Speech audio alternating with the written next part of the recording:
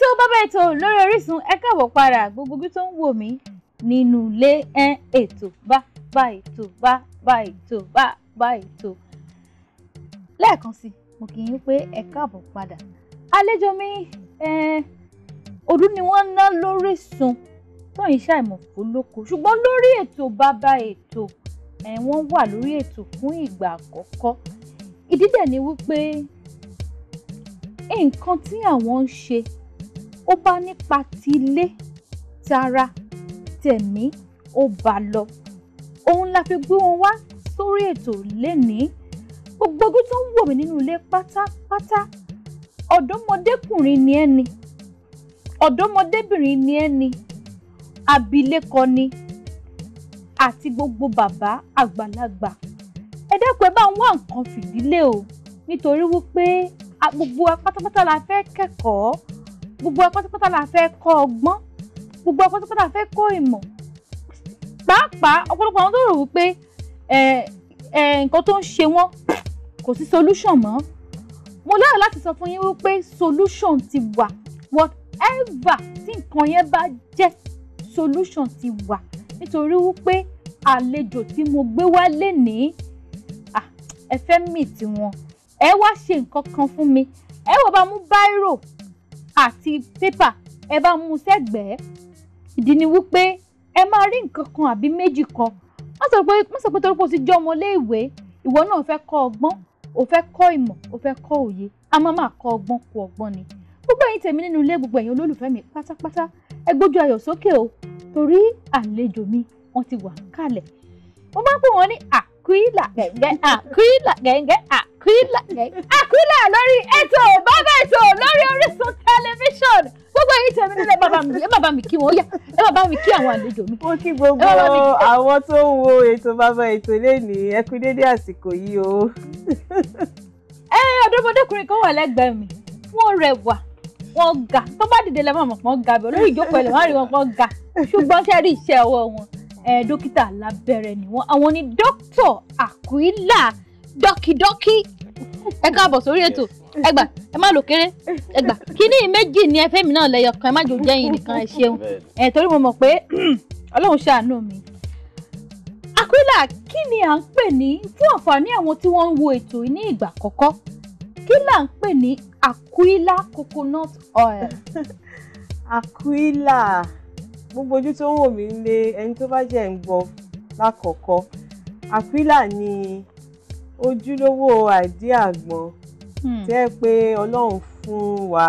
láti máa ṣe ní ọ̀nà tó yàtọ̀ sí bí a ṣe ń ṣe wá látẹ̀yìnwá àmọ́ ó tún wá ní agbára lọ́pọ̀lọpọ̀ láti ṣe ìtọ́jú àwọn ènìyàn láti ọmọ inú aláboyún àwọn tó ń tọ́mọ lọ́wọ́ àgbàlagbà ọmọdé gbogbo àwọn tí nǹkan kan tàbí ìkejì ń dà láàmú nípa ìlera so Aquila jẹ́ kò ṣe má ní nílé lóko níbi iṣẹ́ gbogbo ìgbà Aquila máa ń jẹ a máa fi ń para a máa fi ń ṣerun a máa fi ń ṣe oúnjẹ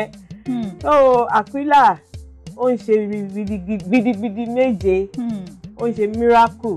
so Aquila la gbé wá sórí ètò yìí. ẹ ṣeun mo dúpẹ́ ẹ wò pé ẹ̀yin lẹ́yìn ṣe Aquila bẹ́ẹ̀ ni àwọn ni dókítà alábẹ́rẹ́ tó ní ìmọ̀ lọ́pọ̀lọpọ̀ ẹ̀yin gẹ́gẹ́ bí ẹnìkan ẹ jẹ́ ká bẹ̀rẹ̀ láti orí àwọn ọmọ ọwọ́ àwọn ọmọ ìrìnsẹ̀ àwọn ọmọ tí wọ́n wà nínú tó ń jẹ́ oyún inú kí ni Aquila ní í ṣe pẹ̀lú àwọn yẹn. ká tó bẹ̀rẹ̀ mo fẹ́ kí àwọn tó wà nílé mo fẹ́ kí àwọn tó ń pè wá àwọn tó ń send wa message àwọn tó ń send wa WhatsApp message gbogbo àwọn tó wá rí wa clinic wa lẹ́kọ̀ọ́ l'Abuja ní Òṣogbo àti everywhere akin ọwọ́ ṣẹ́wà ò ní bàjẹ́ o. àmín o. bẹ́ẹ̀ ṣe rí bí madam ṣe sọ àrí any patient or anybody tó lè lo Aquila láti ìgbà tó ń kéré títí di ìgbà tó ń dàgbà àwọn tó ń lóyún especially a máa advise wọn kan lo Aquila because wọ́n máa lo Aquila oil yìí ọmọ wọn máa dá nínú ó máa dàgbà and the growth wọ́n máa dàgbà dáadáa apart from that àwọn tó wọ́n ti wá bímọ tán ẹ lè fi Aquila oil pa wọ́n lára ẹ lè fún wọn láti boost immunity wọn àwọn tó ń lọ school ó máa help brain work wọn bó ṣe ń kàwé ó máa boost wọn fún ọ ní vitamins yẹn ló ń pè ní vitamins ṣe vitamins dá fún ọmọdé láti máa dàgbà dáadáa then láti fight infection àti disease ẹ máa rí àwọn ọmọdé mi wọ́n máa ń kọ́ ikọ́ every time wọ́n máa ń wúkọ́ àwọn kéékèèké tó máa ń wúkọ́ ní gbogbo gbà every time especially tí weather bá change àwọn ìnàkúnà náà máa ṣiṣẹ́ fún wọn then wọ́n lè fi para wọn máa dán so Aquila bọ́n ṣe sọ Aquila is a miracle oil used in so many ways. ẹ ṣeun lọ́pọ̀lọpọ̀ bẹ́ẹ̀ni ọgbọ́n àti ìmọ̀ yín kò ní jọba now ẹni ọmọ kékeré oyún inú tí aláboyún bá lóyún ní ìsìn ẹni wọ́n lè lo máa mu Aquila tí wọ́n bá mú ọmọ tó wà nínú á máa dàgbà pẹ̀lú gbogbo bí ó yẹ kí lè pé wọ́n sọ pé ẹni ọmọ lẹ́yìn ó ní deficiencies kankan àbí kí lẹ rí sọ sí yẹn ìyá mi.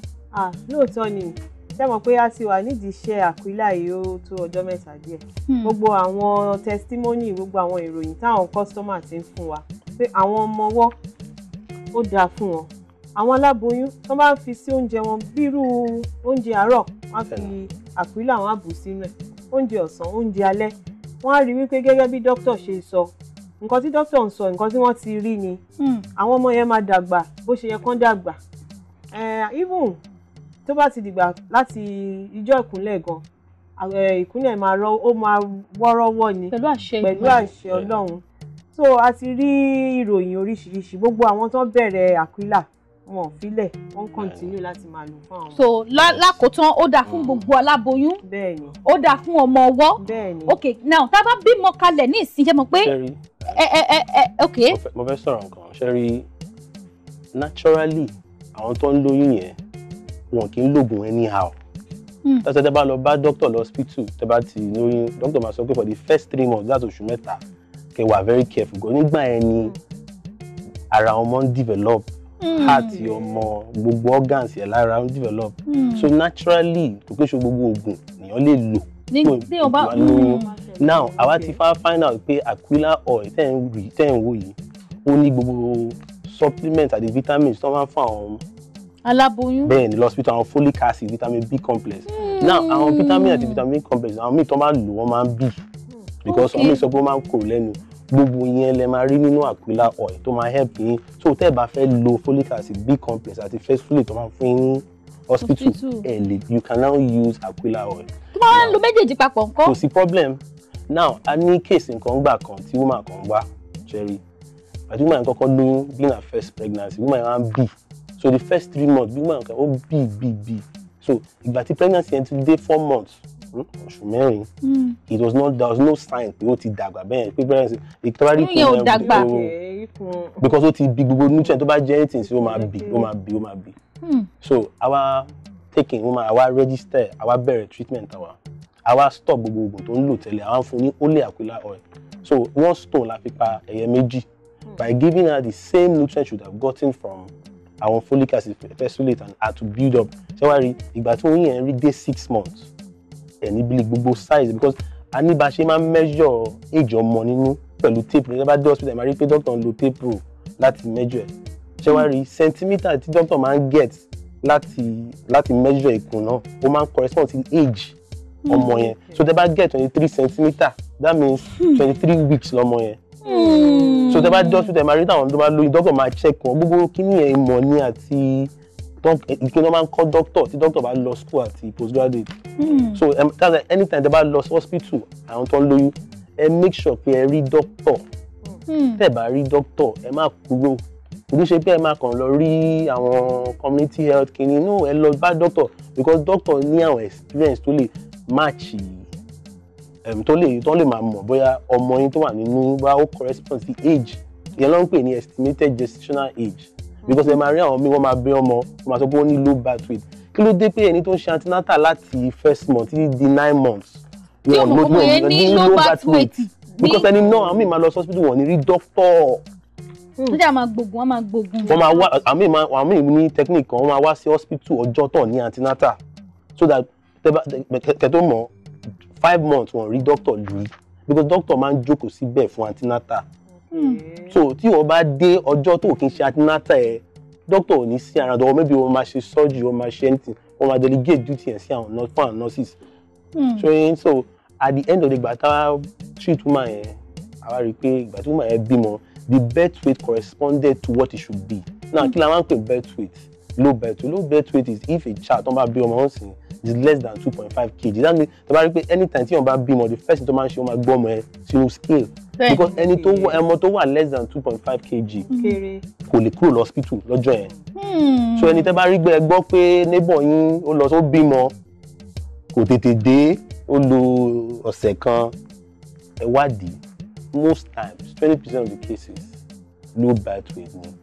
Ilé gangan ni Aquila ń prevent because gbogbo nutrients yẹn níṣọ́ ìgbà tá a kọ́kọ́ ṣe wọ́n ṣe sọ ká tó jáde it took us 3 years ọdún mẹ́ta láti ṣe analysis Aquila yìí. Fẹ́wárí Aquila. Yes, fẹ́wárí a ti ń try láti gather gbogbo data wa yẹn ìgbà wọn pè ní research ká tó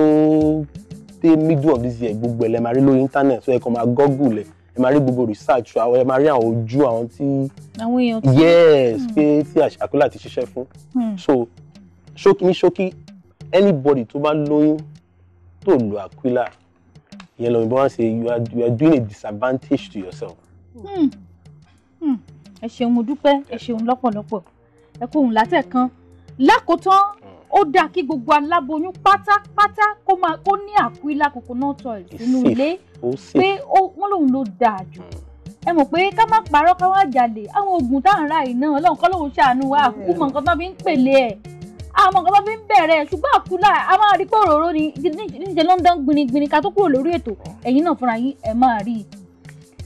wọ́n ní ó dà fọmọwọ́ ó dà fọmọdé ó dà fàgbàlagbà wọ́n ní ká máa lò ó aláboyún ẹ jẹ́ ká máa lò ó ká tó lọ sí orí ìbéèrè míì àwọn ọmọ ọwọ́ láti oṣù mélòó ló yẹ ká ti máa fún wọn mu. ẹ lè fún wọn láti ọjọ́ tán bí wọn. tán ti bí wọn. ọjọ́ tán bí wọn. tó òun lẹ gbọ́ yẹn. ọjọ́ tán bí wọn. but ṣe rí a máa advise àwọn doctors all around the world and body doctor body àwọn tó ń regulate health ní gbogbo àgbáyé wọ́n pè wọ́n WHO máa advise pé kẹ́ breastfeed àwọn ọmọ yín exclusively kẹ́ fún wọn lọ́yàn fún 6 months. So most times a máa ń sọ fún àwọn parents pé Aquila oil tí wọ́n mú tí o bá ń breastfeed ọmọ ẹ o máa wọ ẹnu ọmọ yẹn. That's true from the breast milk. So because I like a máa ṣe ní Aquila clinic àti Aquila research company I like a máa ṣe nǹkan without fitting into the worldwide practices yẹn ló ń pè ní best practices. Onídàá káwa máa preach nǹkan tí WHO máa preach nǹkan because WHO is in control of all the medical ní gbogbo àgbáyé. So èmi máa advise our patients ni pé for the first 6 months while you are doing exclusive breastfeeding make sure you take Aquila oil so that no matter what ọmọ yẹn náà máa mú láti breast milk in that way you know the then you get it so it's the best. ẹ ṣé mo dúpẹ́ lórí ìyẹn ká kúrò lórí ẹ̀ ẹ jẹ́ ká sáré jàbàrà sórí menstrual pain ṣé rí mo ní hypertension bí mo máa béèrè nípa hypertension mo máa béèrè nípa diabetes mo máa béèrè nípa infection bí a ṣe lè fi Aquila kí ọ gbogbo àwọn nǹkan wọ̀nyí